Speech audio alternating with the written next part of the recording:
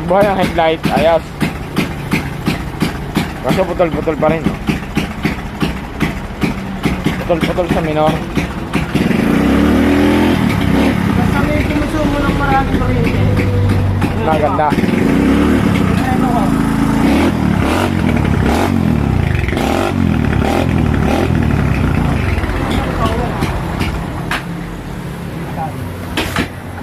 Pagbuhay.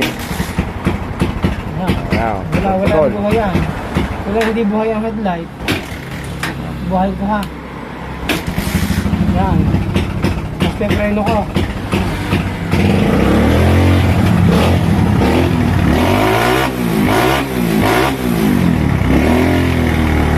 Kailangan marami kang subo.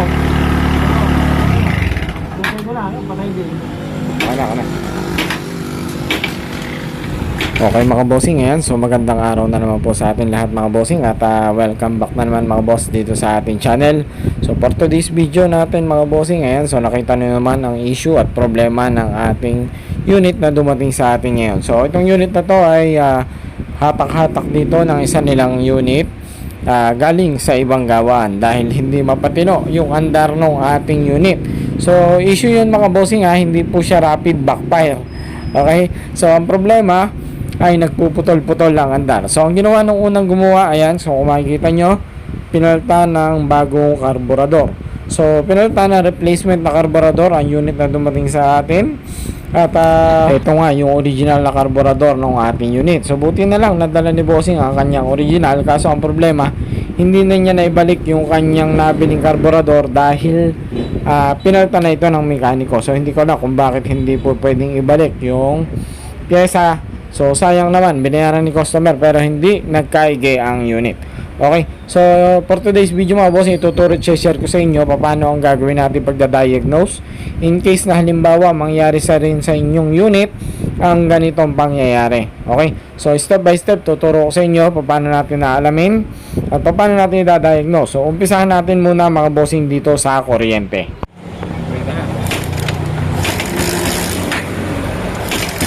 Kumalit ka saan?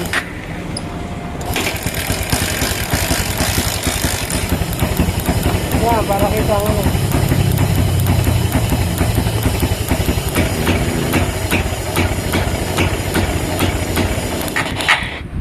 Ayun, okay, so ibig sabihin mga bossing, ang issue at problema ng unit na dumating dito sa atin ngayon ay kuryente at hindi po itong karburador. So ibig sabihin, goods pa yung karburador nito. So gagawin na lang natin, ibabalik natin itong kanyang original na karburador dahil syempre mas maganda yung original kaysa replacement. So possible maganda lang yan sa mga unang buwan, pero mas maganda pa rin original yung ating kakabit. So ibabalik natin yan.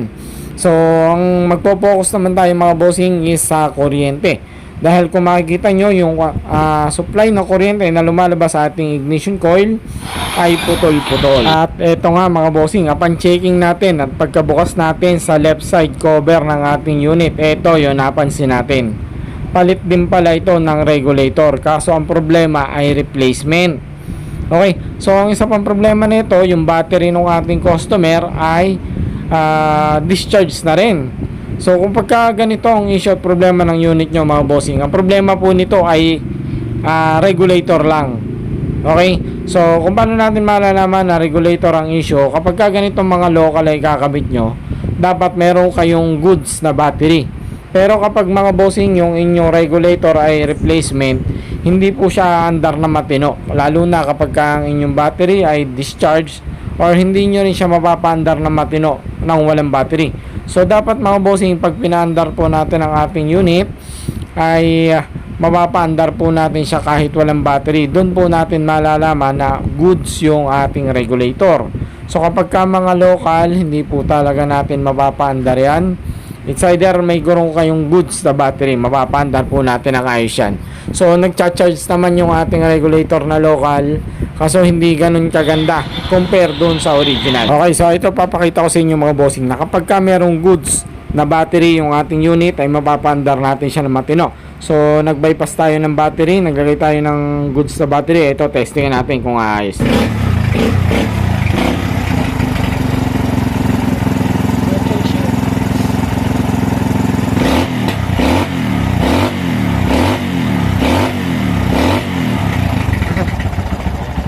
okay yan kung bagong battery.